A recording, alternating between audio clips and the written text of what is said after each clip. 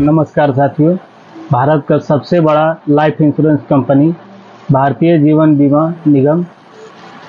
जिसको हम लोग इंग्लिश में LIC भी कहते हैं, life insurance corporation of India.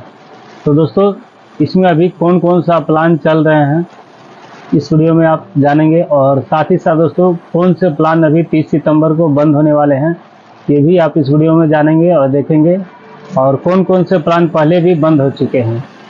तो दोस्तों, इस वीडियो को शुरू से अंत तक देखिए और इससे आप देख के समझेंगे कि अभी लाइफ इंश्योरेंस कंपनी में LIC में कौन कौन से प्लान अभी एक्टिव है